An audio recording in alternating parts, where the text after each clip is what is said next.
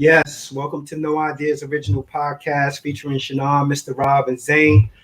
We got a special one for y'all today. Today we are joined by Queen, Legendary.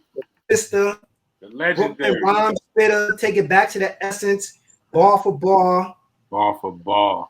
Masta Ace Incorporated member, solo deal, straight out of Fort Greene, Paula Perry.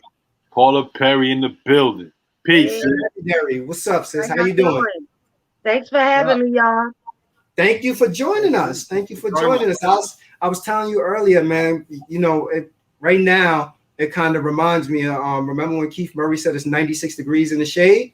I think the most beautiful. Well, you step outside, it's scorching outside. Scorching, I know. Real I can scorching. imagine how it is because it's hot down here. Yeah. So I'm in Virginia, it feel so like you know it feel like 100 down here. I'm down in Maryland. I'm like literally 5 minutes from DC. Oh, And all right. it's So if hot it's down 100 there, it got to be about 110 here. Yeah. So Paula, tell us what was it like growing up in Fort Greene, and how did you find yourself actually being interested in hip hop? Well, growing up in Fort Greene was hard. You know, just coming outside, seeing bodies behind your window, seeing bodies just laying there, gunshots. You know, we playing hopscotch, double dutch, and we got to drop the rope because gunshots is blazing. But on the other hand, it was love. Right. Everybody was pretty much together, and we all was raised up as young children should be raised up. You know, playing outside. Although you have the bad side, but that's not the only projects that went through that. How I got into hip hop was from my early MCs, listening to Nikki D, listening to Sweet T, MC Light. You know, everybody that came before me, Queen Latifah, and it kind of like put that spirit in me of hip hop. And once I met Nikki D and Queen Latifah, that kind of brought me in the game. But then I met Masta Ace, and he took me on the road and signed me to the INC. Nice. I love that you talk about spirit, because I was going to ask you further down the interview, but I ask you now. Like, it just, to me, it seems like the evolution of MCs, like it's a weird trajectory. Like, I was born in the 70s, but I'm more probably of an 80s baby. And growing up with hip hop in the 80s, it was about feeling good. We had groups like the Jungle Brothers, we had Leaders of the New, we had Tribe. It was about being Afrocentric. Then for some reason, I guess even for males, the trajectory switched. I'm a huge Nas fan, but I feel like Nas and Biggie kind of took the element of hip hop from being about fun to being more about like the graphic day-to-day street life. But even for female rappers were more about like the fun raps, feminism, women empowerment, and now it's kind of shifted to more about being provocative. And this went away from lyricism. And you yourself being a lyricist, what do you attribute that to? I blame that on all the perverts in the game. Me coming up with these guys, I know what they're about. Like I used to be around Puffy every day. I was at his house all the time. I used to be around Jay-Z sometimes. You know what I mean? I used to be around. I was up at the G Unit office when they first started, stuff like that. But right. Circumstances happen. Right. But not to say that those are the perverts in the game, but I see how they exploit women. You know what I mean? And I was on the road with a lot of guys, and I seen on the road how they'll tell a girl anything just to get them back to the hotel. Wow. So it's like now they try to sexualize everything just to feed their hunger. So with the yin yang, it's time to bring it back. It's time to bring it back, and it's time to show these kids that they can have more respect for themselves. Because now everybody's living on the internet. That's a fact. That's what everybody's doing now. That's right. So when they see these fabrications, which are fabrications because these girls in real life, they're probably not even like that. But they're just doing that to sell records. Yeah. So what you have these kids thinking, oh, that's the way I want to be. That's how I should be. I should use these niggas too. No, you should have self-respect. You need to say that again. You should have self-respect. Some of the first laws is imitation, man. Kids, they don't listen to you. They imitate you first. Exactly. So if I could come speaking. back in the game and show these girls how to act, you know, and show them how to be wanted and feel wanted without being sexual, Wow, that's right. then it's okay. Remind me of the '80s. That's a diamond in the rough concept because we definitely need that back, especially with the sisters. All that WAP and all that dumb shit that we got going on. We need sisters like that. I mean, It's like talk about watching the awards and seeing them do that show, humping each other on the stage. It was degrading and it was disgusting to me. right, and it shows no growth from where hip hop came, especially from where the sisters has come. And let's talk about Nikki D and Queen Latifah. How much and did they influence you in becoming an MC? Well, they influenced me a lot. I mean, just by rolling with them, seeing how Nikki D put it together in the studio. Hmm. She treated me like a little sis, which she still treat me. That's my big sis for life. And it's like I just got the experience of how they did it, Right.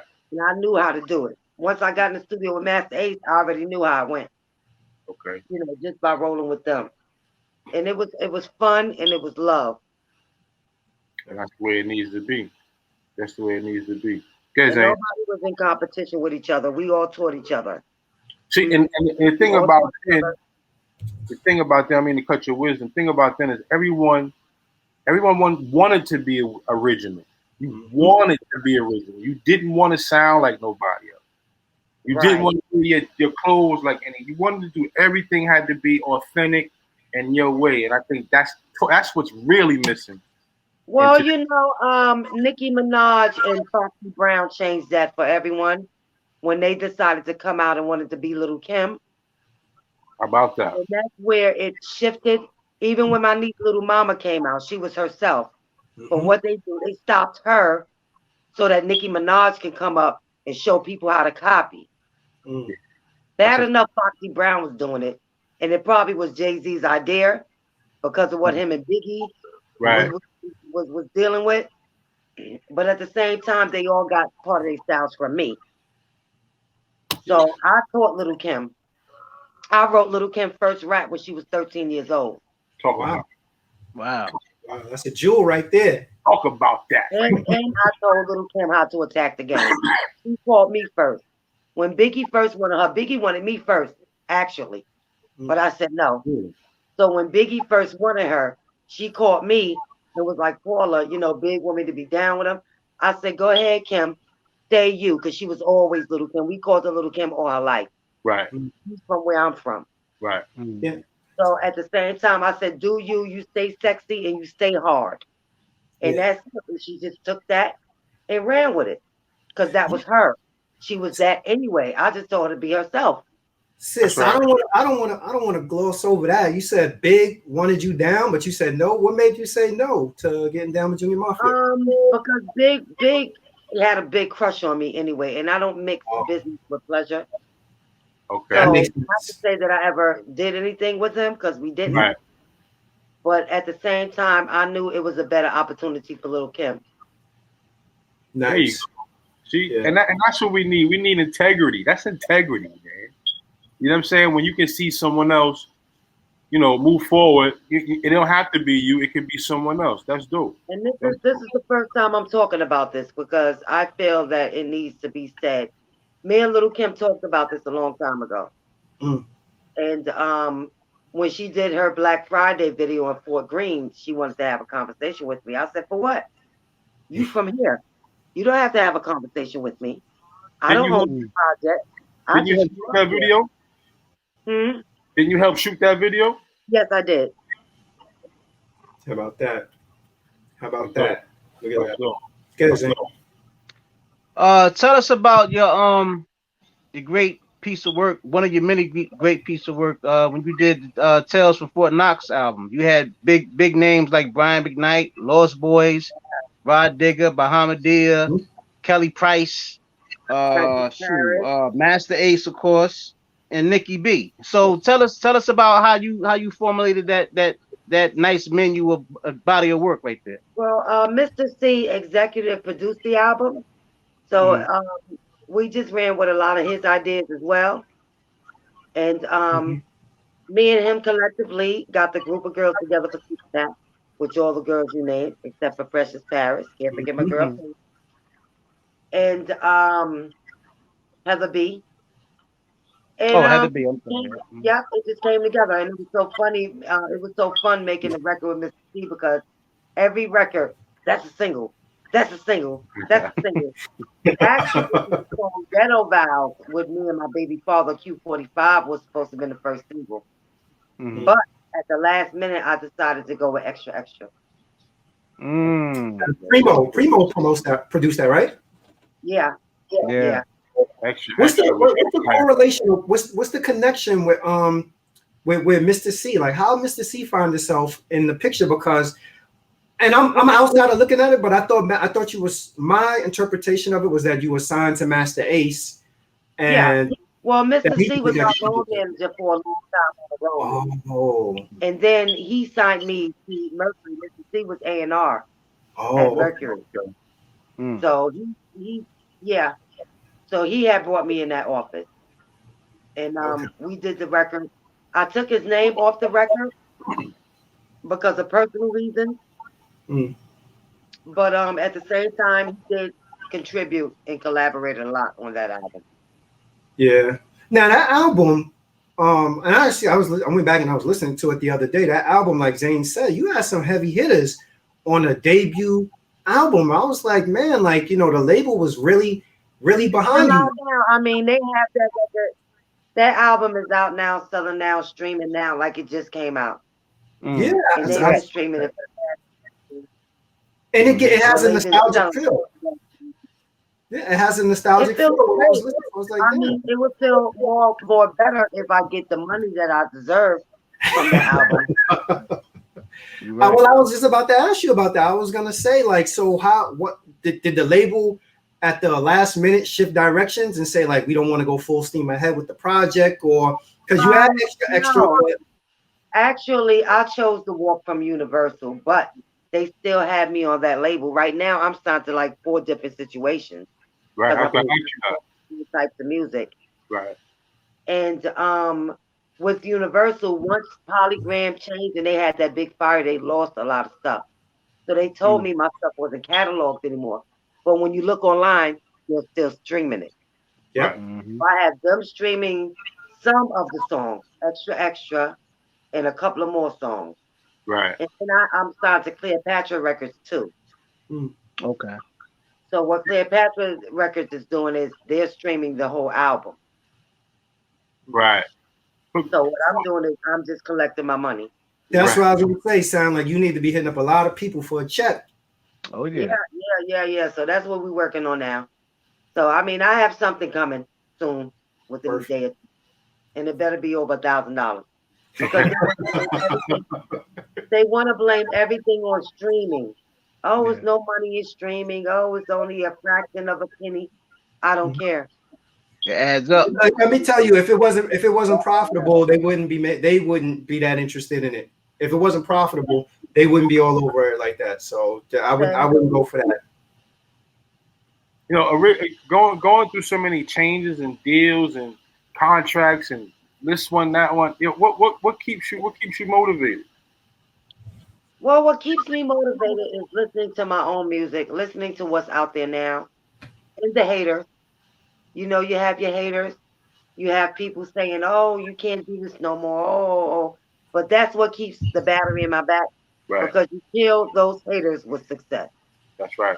and by keeping moving and by surviving.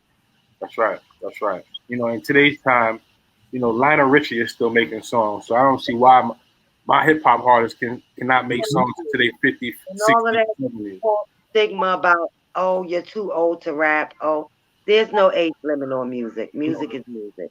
Music is timeless. And you know what's so crazy about that, y'all? Mm-hmm.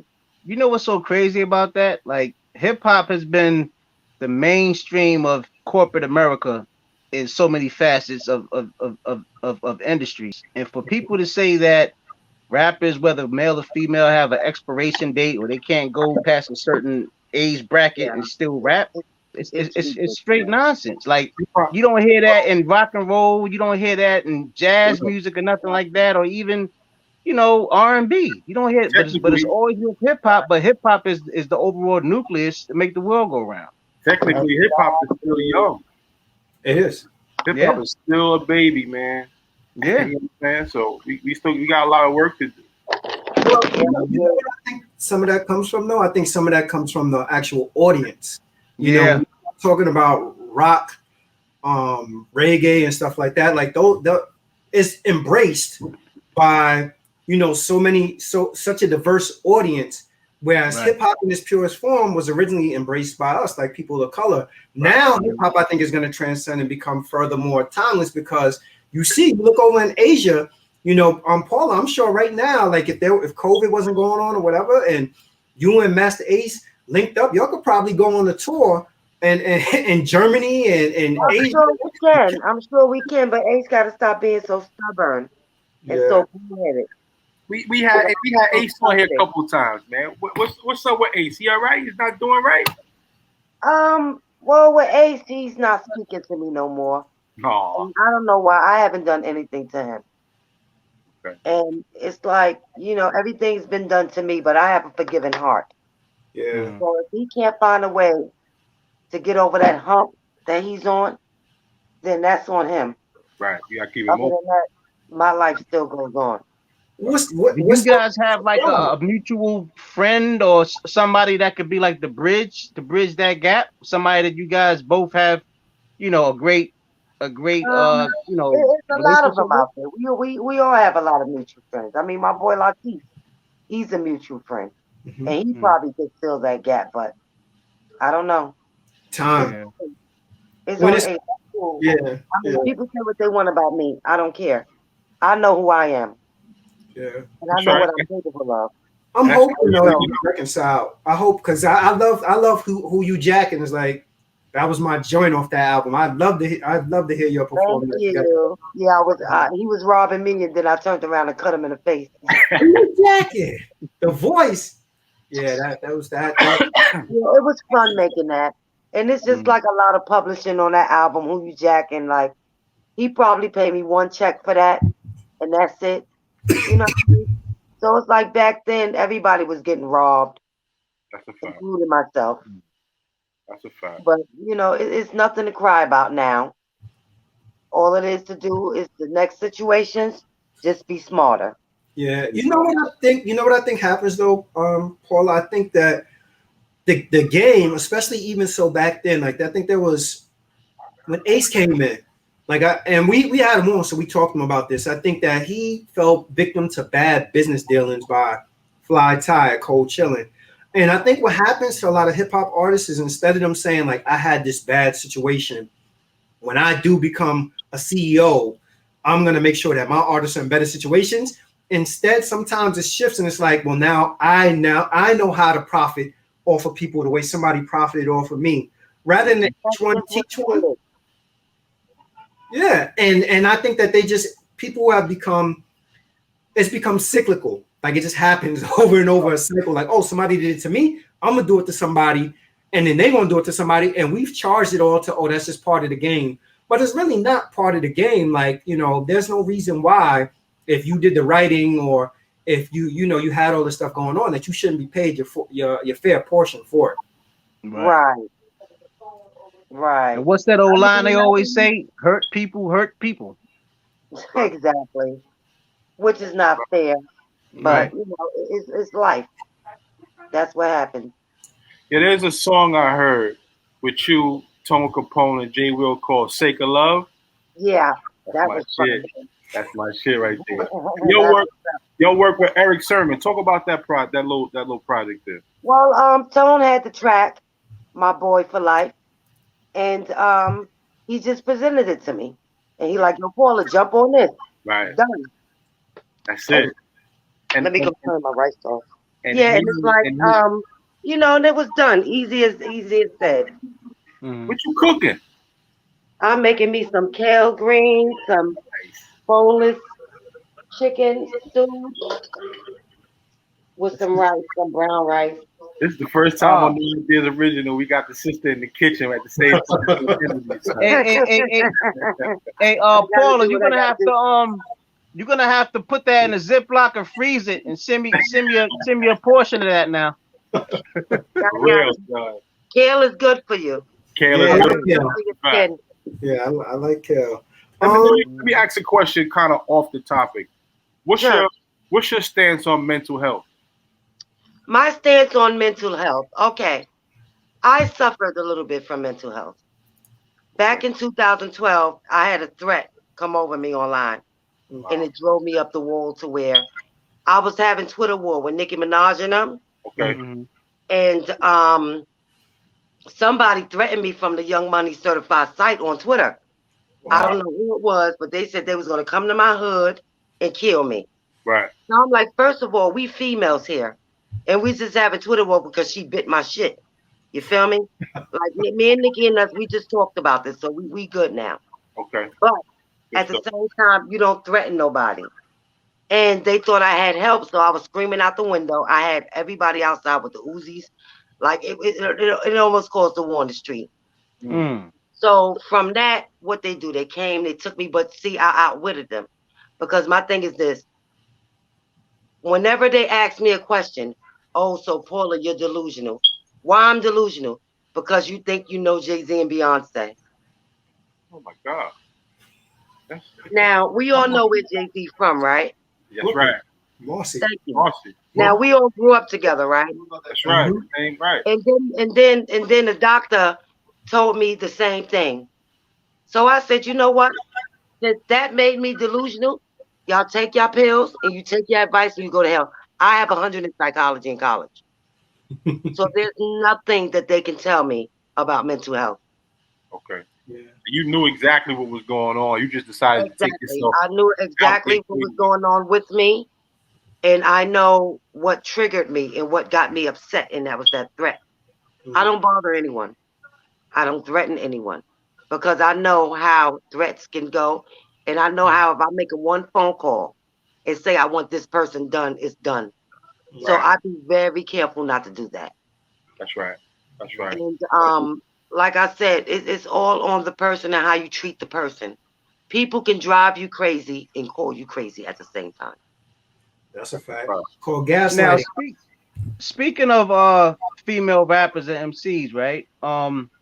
And keeping true to what hip hop means to you, can you name at least 5 female MCs that you wouldn't mind going on tour with? It could be Northwest, East, South. It could be all New York, whatever. It doesn't matter. I wouldn't mind going on tour with Nikki D, like all the old school rappers, the 90s rappers.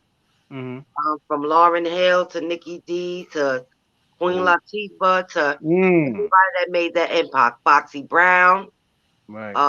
Lil Kim, of course, Little Mama, Young and May, Cardi B.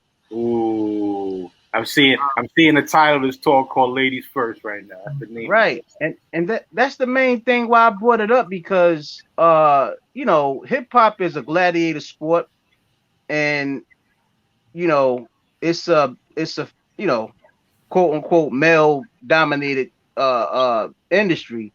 But the one thing that I think that'll switch the paradigm and switch like that messed up frequency right now that hip hop and also rap has is if we had a strong female tour that goes on, and it don't have with females calling each other bees and out of their word name and out of that, and you know, just show real, you know, sportsmanship and do it for the culture, right? And I think I might can put that together. I mean, I know That'll be great. I know a few heads. My boy Van Silk, everybody. I mean, once this Corona lift up completely, absolutely, I can see us doing that definitely. That'll be huge. Just a woman's presence in the world. Let's say if you once you teach a man, you teach an individual, but when you teach a woman, you teach a nation. Yeah. So life comes to women, and a woman's voice needs to be heard. That's that yin yang. Yo, son, that's the sound bite of hearing a woman spit that shit. We need that's definitely that yin yang. Yeah, the balance. Yeah, Yep. Balance. I'll say what the issue is though, that I think is that for some reason we created this dynamic in hip hop that there can only be one female lyricist per se. Like, you know, in hip hop, hip hop is complementary. So you'll have Nas is always going to be linked to Jay-Z, or, you know, Jadakiss the Fab, or whoever it is. And for some reason we've allowed for males to have the comparisons but haven't tried to diminish their contribution. But for some reason with females, it always seems like there's always this tension around who's number one or who's the best. Like Foxy and Kim was going at it, and I don't understand that. What's that about? I mean, it's all about who look better than who got the most guys, who got the most money with females. Like, why stick more together now? Because it's not all about that, except for the young ones. Right. Maybe the young ones want to flash their money or want to act like it's a phone. But guess what? A lot of those videos, that's not real money. Right. And a lot of those videos, that's not real guns. That's not real anything. Yeah. You know what I mean? Yeah. So it's like, you know, it's just sad that all this competition came about like this. As far as with the females is concerned, because I'm from an era where, like I said, we supported one another.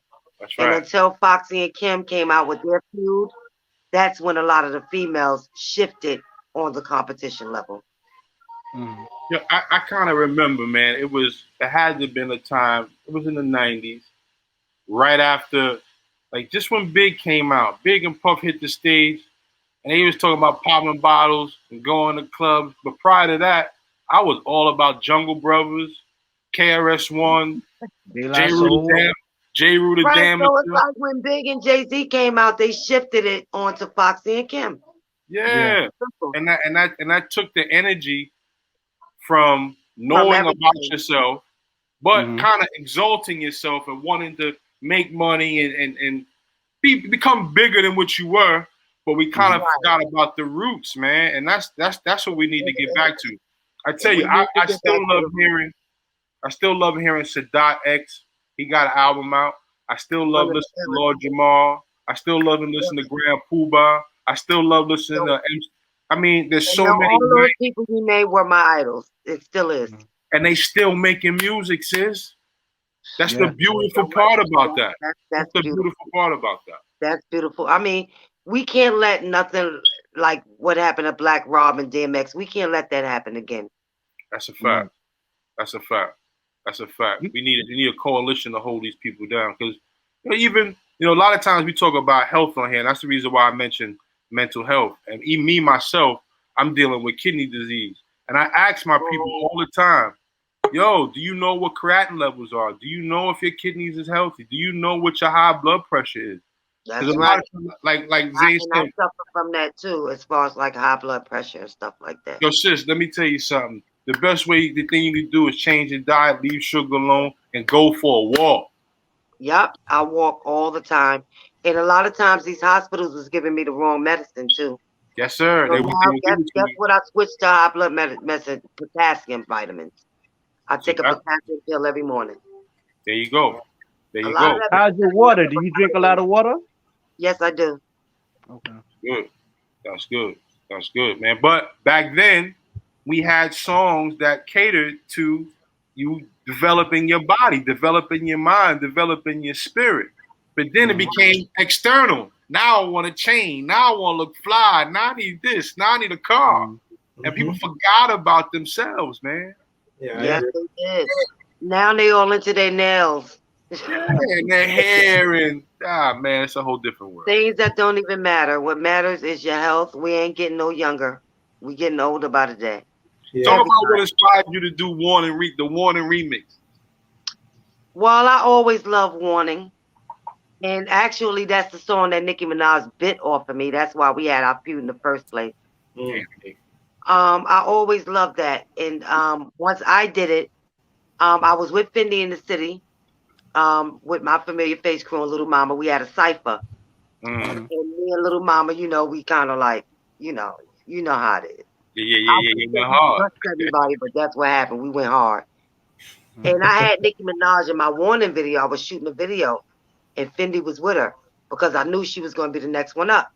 She handed me back my DVD because I had a hold of the Familiar Faces DVD and rolled her eyes and walked off the set. The next week, I seen her do the same thing. So I'm like, no, she didn't. Yo, sis, you from Fort Greene, Brooklyn, son. You got some humility, yo. You got some humility. That's what took me off when she did that. But we spoke about that. You know, I had a talk with her and Foxy on my reign back up. And I said, I don't want no problems out of y'all little girls. If I have any problem out of y'all know what's going to happen. So they like, oh, praise the Lord Jesus. For some reason, when people talk to me, they say hallelujah. Paula, do you think that there'll ever be a time that they'll be able to be another 6-pack type song where you can actually get 6 female? Yeah, definitely. I mean, once I work on this new album, I will definitely have another 6-pack song. Hey, you know what though, y'all? I don't know if y'all noticed this. You probably did, right? Big shout out to K Slade. K Slade put together 100 rappers and put them on one song. Now I would love to see K. You hear it? Huh? Okay, you can hear it now? Yeah, perfect. I'm back. Yep. Now I was saying how K Slade put up he had got together like 100 rappers and put them all together on like a 40-minute song. Now I would love to see K Slade do that for females or some DJ out there do that for the females. That'll be bigger. And then it'll be harder if he include me in it. Yeah, I'm gonna throw K Slay a DM. He needs to do that for the system. Yeah, that'll be crazy. That'll be hot. And that'll wake up hip hop. And if we can do a long video, that'll be dope, like a little movie. Yeah. Yeah. I have my boy session shooted. Yeah, it was cool. He had Ghostface was there twice as Ghostface and as Tony Stark. Ghostface twice. Yep. Oh wow. Yep. So who is Paula Perry listening to now? Like who's the female? Cardi B. I listen to a lot of 90s stuff. You know, I'm still old school. I listen to what's out there now, but I can't hardly understand what they're saying too much. Right. I like music I can dance to and groove to, you know. I'm an old head, so. You gotta do your 2-step. You need your 2-step music, man. That's right. You need your 2-step music. I mentioned earlier about who you jacking, and that was I think that was on the Slaughterhouse album. After putting together a song of that magnitude, why did they only have you on one track? I don't know. You gotta ask Ace that question. Yeah, we gotta get him back and ask. Get back. You gotta get Ace. That was like one of the standout tracks on the album. Right. And that was the beginning. That was when I first got down with him too. Oh, okay. Oh, so he just threw me straight in the studio, like, we're gonna do Who You Jacking. You know what I mean? So even that one song was a dream come true for me. Well, clearly he's seen value because then on the follow-up album after that, I think he was on like 3 or 4. I was on more records. Yeah. So that was probably the test run.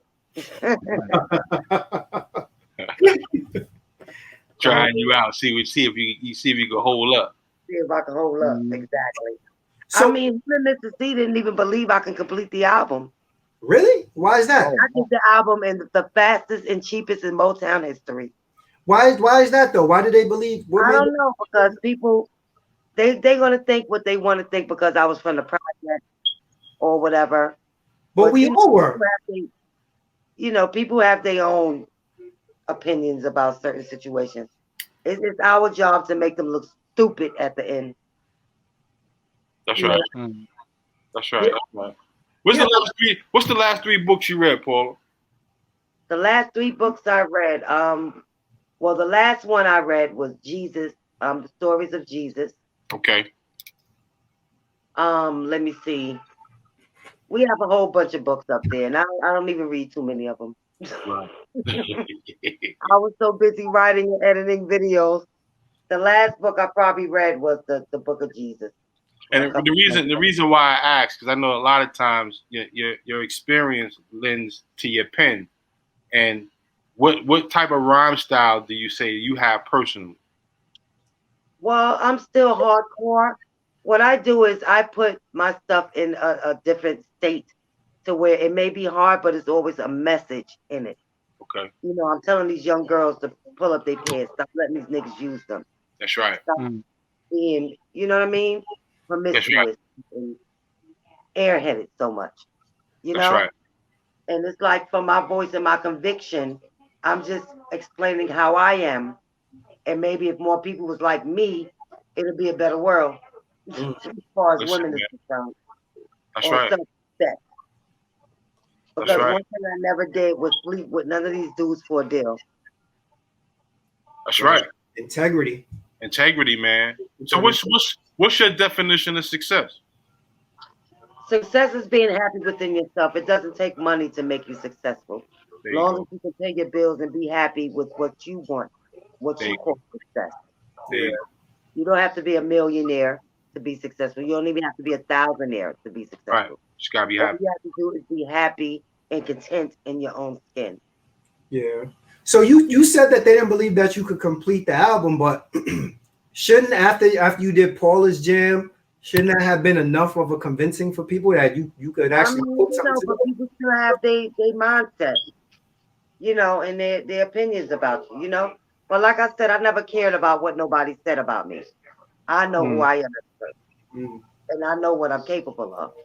So I knew I was capable of doing that album the quickest, like I do everything else. Can you tell us about the infamous rumor of how I believe Suge Knight was trying to sign you at one point? Yeah, well, we was at the Palladium at one of the parties. I think it was one of Biggie's parties, and he just handed me his card. He was like, "Suge Knight, Death Row, give me a call." So What? Did you know who he was at that time? About him then, Oh, but I knew he was big. And then I read off people's spirit. Like if you got a bad spirit in you, I can't really be near you like that. So you felt the juju from him and was like, "Nah, I'm good. I'm throwing the card out." Yeah, I sure did. Like, get this nigga away from me. He got the mojo on him. Has the the stories recently by my boy? It's like, what he did that and who? And then watching the movies, Right. and seeing how they treated what's her name, Michelle A. Delay, yeah. Yeah, you dodged the curve. You dodged one. You dodged the curveball out. For him and Dre and all the rest of them. Yeah, it's good that you trust your instincts. Has the music business turned you off from making music though? Like with all the backbite? Okay. Never. I just decided to do videos because I knew my boys on the street. I had a good camera. Okay. And once I took my good camera in the street, I knew I was gonna get that shmoney. So I just gave them a better opportunity of getting their music out there and stuff like that, and getting seen. So you was telling us off camera that you plan on relocating to come back up to the north. I'm definitely coming back up to New York within by September. I'm definitely coming back up to New York. Definitely. Okay. You gonna be shooting videos again? About it. You shooting videos again, and are you going back to Brooklyn? Yeah, I'm gonna be shooting videos again. Nice. I invested in a small camera, but it's not as good as my other one, so I'm gonna get another camera. Yeah. Okay. Are you heading to UK? And my boy got jobs for me too. My boy Session, he do a lot of movies and stuff. Oh yeah, you gonna get that work.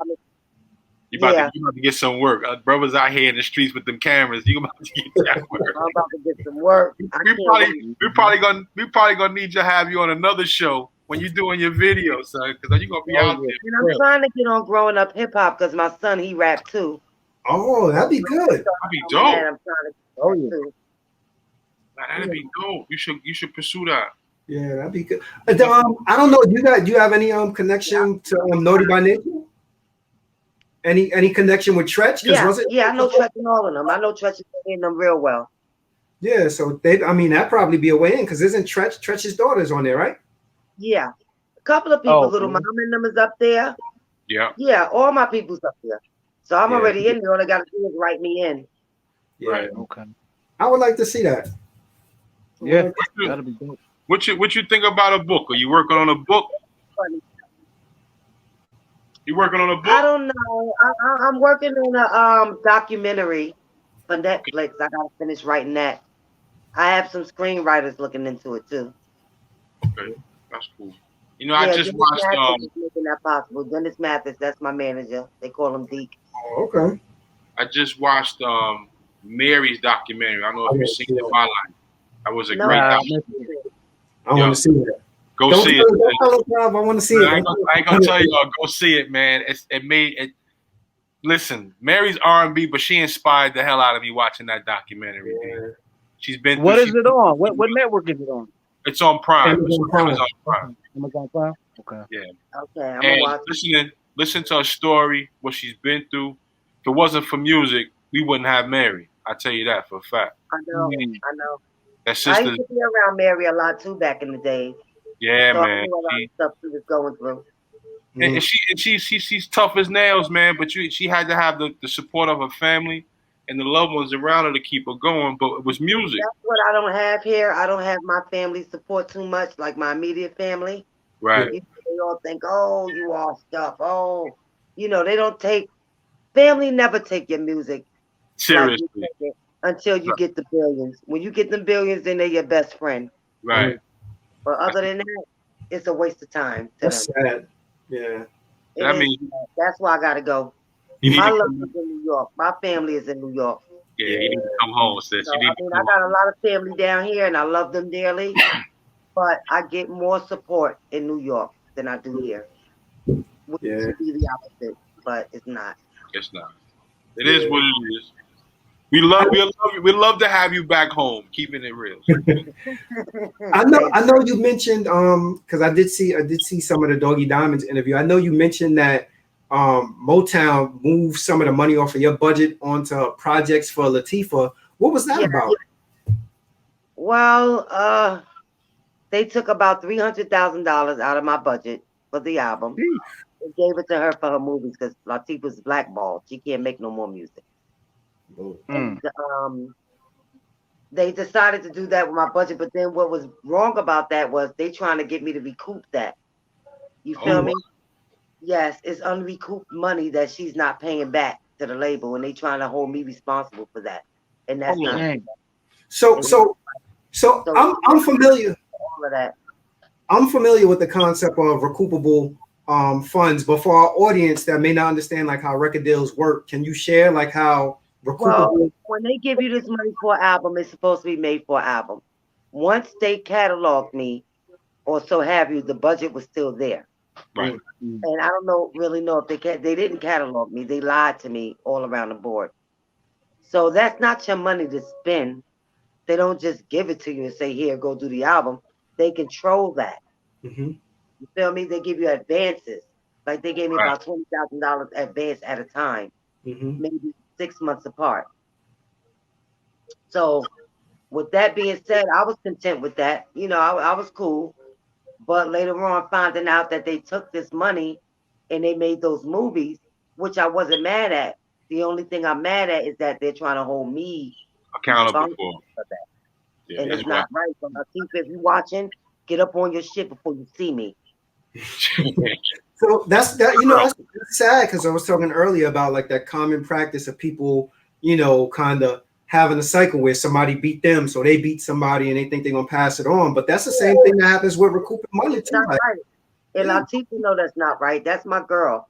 You feel me? But at the end of the day, come on now. That's you and Shakim. Get up off your ass and y'all try to do something about the situation before I send my dogs.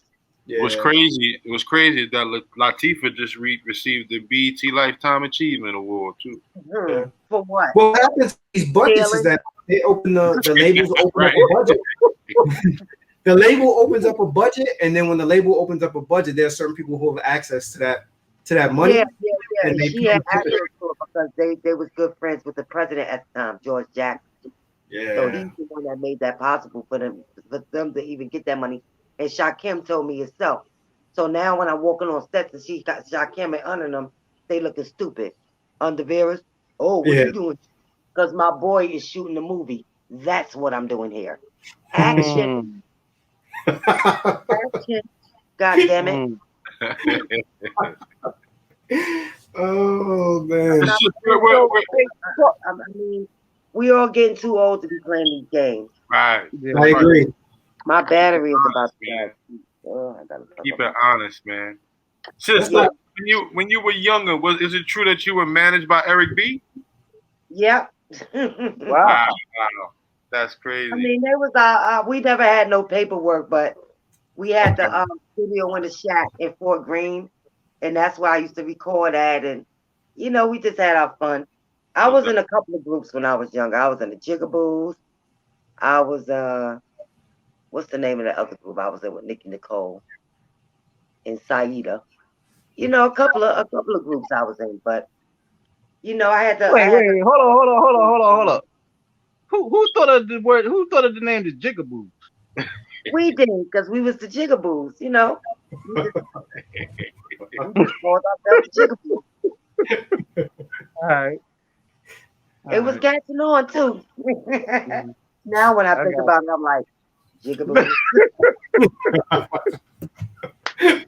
Oh my God. That's crazy. I also heard you say that you don't really rock with Yandy Smith either. So I was wondering, like, how did you and Yandy fall out, and if that's something that could be reconciled? Well, I don't know Yandy. I don't know her. And just watching Love and Hip Hop and seeing all the trouble she was starting, and then that thing she was doing, like she ain't know what she was talking about. Like, I can't stand that face. I need somebody to make a Yandy face for me. And it's like she just caused a lot of confusion, and that's why she can't be on Love and Hip Hop New York anymore. They shifted her out to Atlanta. Let them beat her up out there. They don't play out there, so let them go ahead and beat her up. They are too. They gonna beat her ass. they gonna wait for that New York. They go, oh, you think you in New York? No, we gonna tie your ass up. They're gonna tie her up, man. Like I'm still cooking. That kid. Hey Paula, have you had thought of, or even in other times, have you been offered movie roles that you turned down, or some that you might have considered but the project just never came out? I was in this one movie, but I haven't gotten offered any movie roles yet. So I wouldn't say I'm never going to get offered any roles, but I haven't gotten offered anything yet. That just means the right role hasn't been written for you yet. That's all I mean. Right. So let's see what's on the horizon. Anything's possible. I mean, but what's your interest? Like sci-fi, action, drama, a mix? What? Comedy? All of what? them. Sci-fi, drama, action, whatever. Mystical. Okay. Fantasy. You need to take that camera and do a Fort Greene documentary. Fact. You're right. That's a dope idea. That's a dope idea. Keep that going. That's a dope idea. To be on the I map. might do that. And I might can get Spike Lee to help me. See what I'm saying? Oh wow! See. Yeah. All we gotta do is speak in existence, man. The universe is listening, man. All right. Well, put that out there right now. Speaking Spike in Lee, existence. let's do this movie. Spike, you need to call Paula ASAP. I got the stories. I got the peoples. Let's do this. You got the money. Let's go. From a producer's point of view, who would you like to work with that you haven't worked with? I would like to work with Kanye West. I mean, everybody, you're not too big to be worked with. They were my fans first, and I know Kanye. Let me see. Like a lot of the producers I had on my album. It's a couple of new producers I'm working with now. This guy Castle Money Beats, he's real dope. Yeah. I'm signed now to Boom Bap Nation. He signed everybody. He signed. He signed who? I said you signed everybody. Boom Bap, Universal. But I'm just trying to get my money in order. That's all. Right. There you go. If I'm putting out music, I'd rather get paid for it than not. That's fact. Right. That's an absolute fact. That's dope. Kanye, I can hear some nice Kanye music. Yeah, we had Ayatollah on here. I love his music. He's a great producer. Who else? Who else do I like? I can imagine your voice on. Alchemist. I don't know if you ever work with Alchemist. Alchemist makes some crazy music. I heard of him. Alchemist, he got some great music. I can Yeah. also listen to Havoc too. Havoc from Mobb Deep got some shit too, man. Yeah. I wouldn't mind working to have it. That raspy you got, that shit sound perfect over some Mobb Deep I shit. just did a big single called Beat Brooklyn's Back. So it's coming out under Boom Bap Nation. Okay. I'm gonna look for that. Yeah. In case you wonder, Paula, streaming on Tidal. I don't know I if know. you it. Streaming on Tidal. Tales from Fort Knox album. 17 tracks on here. Easy Mo B production, Jesse West. Hold on. Jesse West? See? West. That's hip hop. Easy Mo. People don't even know. Hold on. Jesse West too, called Down to Die for This on the album. Yeah. Yeah, it's quite a track list you got here. A quick story, son. I had to one day I was in Utica, New York, and I had to put a person's name. I have no ID. I put Jesse West on there. Yo, just to get in the pool, son. Clark Kent. Now he DR knows. Period. Yeah, Clark Kent, DR Period. I mean, all right, that's what's up. Producers on that album is dope. Brian McKnight. Bingo. Yeah. Brian McKnight. I mean, that's a heavy hit album. That's why they don't want it. That's why it's still streaming. That's it. Yeah, and that's what I was saying. Like, I hope you could get the business end of this worked out, because to me, I'm like, when I see a debut effort that strong with that kind of production and guest appearance and everything, to me, it was that you were set up to win, but then at the last minute, like, the rug was snatched from underneath you. I can't imagine a label investing that kind of money in production and artists not to put more money behind it to promote it. Right. Yeah. That's a fact. And that's what hurt. But you know what? It's a new day now. I have new opportunities. There you go. And that's what I'm looking at, because when I think about all those back then, it just makes me mad. Like, I feel like catching the wall. Yeah. But well, at the end of the day, I'm still here. And I was happy in Brooklyn before they swept that under my feet as well, because from them kept threatening me online. My mother came to get me, so I had to leave everything. She came to get my son first. Okay. And then she came to get me, because she ain't want no war on the street or nothing like that. And I was trying to convince her, look, Mom, this is just the internet. Like, all of this is just talk. It ain't nothing going to happen. But I had to go and, that kind of changed everything for me. And it took the light out of New York, but I'm coming back. Yeah. Can't wait. Paula, we looking forward to you coming back to BK. Hopefully we'll be able to tap in with you again and hear some new music when you got some new music on deck. Definitely. Once I drop this single with Boom Bap, definitely have me on again. Let's talk about the record. Let's talk about that. Let's talk. We got on the screen. We got your Instagram. Do you have like another social media handle or any other way if like people want to get in contact? I got Facebook, Paula Perry 101. Okay. My Twitter is Paula Perry God M1. Okay. And that's it. Twitter, Facebook, and you got my Instagram already. There you go. Paula Perry 101. Well, sis, thank you again for gracing us with your presence. Thank you for being a true female lyricist. Also, you were kicking real rhymes that weren't about getting naked or showing your ass. Raunchiness. I mean, everybody got a rhyme like that. Like I said, there's space for music and everybody. But at the same time, let's keep it nice and substance. Let's talk about something. That's right. Let's teach these kids a better way. Right. Well, respect, man. Paula, thanks again. We appreciate you having you on, and don't burn up the kale now. Thank you for having me.